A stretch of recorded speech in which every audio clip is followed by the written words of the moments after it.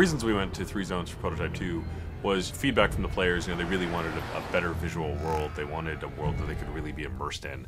And by going to 3 distinct zones, what it meant was that we could give a greater level of memory and resources and just focus and attention that our artists could deliver to each zone to make them absolutely stunning and beautiful and a rich environment to play with. It's enabled us to provide the player with different challenges, different experiences, and give the player something unexpected whenever they progress forwards. We wanted to have 3 areas where we could have sort of a military zone, a pristine zone, and an infected zone, and have them stand on their own. We really set out to have each zone have a very distinct emotion as you play through them, a different look and feel. When you go to the green zone, we wanted to make sure that you felt that the military was very much there, keeping the city streets safe and making the infection stay at bay.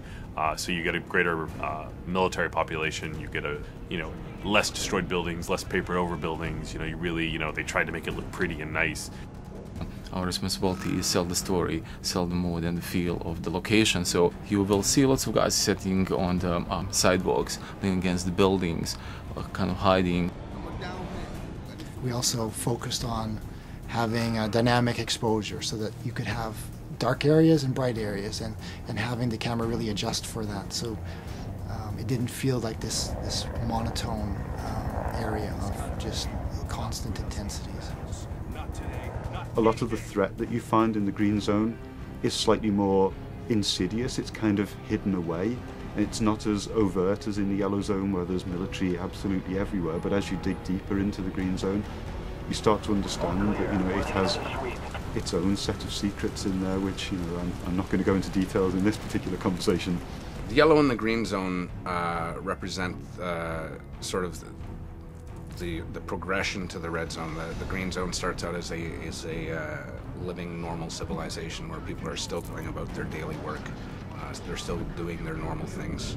The yellow zone is more of a camp where things have gone wrong. They've moved people in, they've moved people out. It's a military quarantine zone. No one moves anywhere without moving through checkpoints. Your yellow zone, we really wanted that feeling of oppression. We really wanted that feeling of too many people crowded into a small space. We wanted to make you feel that Gentek is performing experiments on the human population. With the yellow zone having kind of expanded in such a way that the shanty towns are spilling out into the streets, what you tend to find at ground level at least, it's a much more enclosed gameplay space and a much more dense gameplay space, which means that if you get into a fight, it changes your tactical options. So it's just asking different things of the player and requiring them to approach situations in a different way.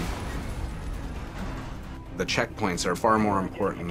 The places where the military lineup meets the protesters is a far more interesting space than just a space that's completely filled with military or a place that's completely filled with infected. So as you go through each zone, you really will feel, this is the heart of darkness. This is sort of the safe zone. And this is kind of the, overcrowded, too many people. And even the people within that, the general population, you'll feel that what those people are feeling. When you get to the green zone, you've got people milling about much more naturally. And then when you get to the red zone, you're going to be hard-pressed to find just Joe civilian. You're going to find a lot of infected. You're going to find a lot of people worried for their life. So the zones are actually unlocked in a linear sequence as you go through the game. You'll start out in the yellow zone, and then through the course of events you get dragged on into the next zone and then the zone after. But once you've unlocked any given zone, you're free to travel between them at will to complete any of the side missions or other content that you may not have finished there, or things that you want to go back to try and to improve your performance at, etc.